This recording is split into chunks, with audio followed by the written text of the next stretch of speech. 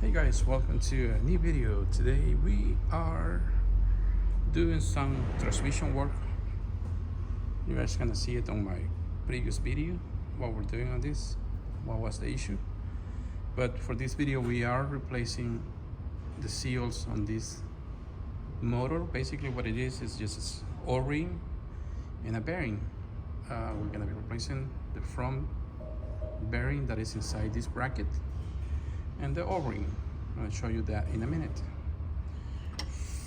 Reason is we have a major leaking on this is through the motor. Basically that's where the oil is has been escaping, and you guys can see it all the way down here. And as a matter of fact, this is all the oil that we got out has lost probably less than half a gallon, but you guys can see it here. It's been quite a lot of oil that we have lost. So we're gonna take care of that issue today. Just take a look behind this panel. You guys can see it also, how much humidity this plate is loose. You guys can see it also. I'm gonna tightening. Not a major issue, but definitely we're gonna take care of that.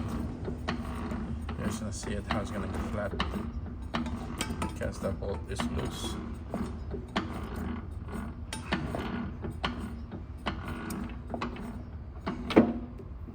Look at this. This is loose. So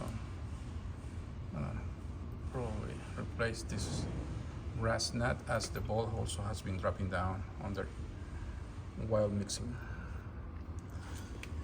Anyways, to start the process of removing this motor, we had three 19mm or 3/4 bolts, one in here, a second in here, and lastly one down here behind this insert here. So 3 bolts that are 3/4 or 19mm. This is very fragile motor, so to get it out we do have to find ways to find a strong spot to hit. We're gonna get a 2x4 and get this area here, not this one.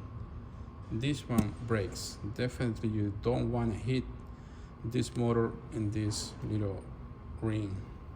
You want to put your hits in here or back here, doesn't matter, because since it has a gasket maker in there, the motor basically is inserted by pressure, and sometimes they get very stuck. But once you start going, I do not recommend also to get flat screwdrivers in here and try to yank it out through this ear, because this is cast iron and it does break. So yes, be patient, be gentle with this bracket, because you can also break these ears. So I'm gonna start the process. We're gonna hammer it out through here with a 2x4, and that's how I'm gonna get it out. Stand by. Okay guys, you guys see we already used a 2x4. Like I said, you can use a screwdriver. I was saying not to use it, but you have to be gentle.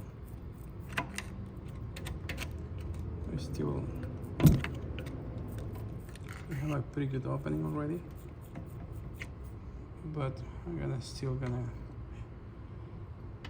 use my 2x4 and give a couple more hits.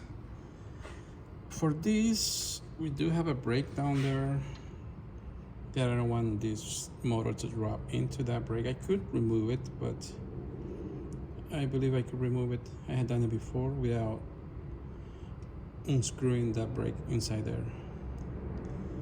Today I won't be using my hoist. I do have a hoist here. I don't know if you guys can see it.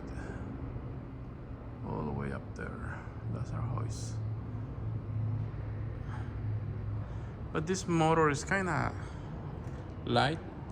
It's heavy, but I can handle it.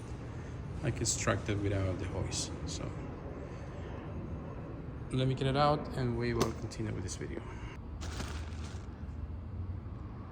Hey guys, so we have the motor out.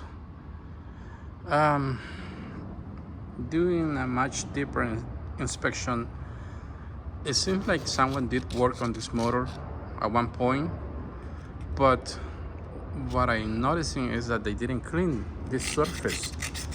This is supposed to be clean, so when you install the motor back, you get a good addition. You get a good sealing with the O-ring and the gasket maker that we put on these motors. Well, that's how I do it. But it seems like someone worked on this motor before and they didn't clean it. They just put it back, maybe put a new ring. But yeah, look at how dirty this is. So obviously we were going to lose oil in it, because I was checking the back of the bearing here, and it is wet, but not in a major, nothing major inside. So that leads to believe that the bearing is good. We're not losing oil through the bearing. We are losing it through the O-ring, and because this is super dirty. So we're gonna clean this up. I'm gonna show it. I'm gonna show it to you guys once this section is how it's supposed to be. Stay tuned. We're gonna come back with this section clean. Hey guys, we have our motor kind of clean. This is how it's supposed to look. There shouldn't be any debris, all gasket maker in there. It's not 100%, but it's much cleaner. Take a look at the O-ring that we pulled out from there.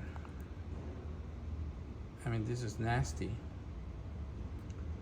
And I believe it's someone working this motor that didn't replace the O-ring and they just put it back without any proper cleaning. What we're gonna do is put a brand new O-ring, and that should be taking care of that leaking that we have on this motor.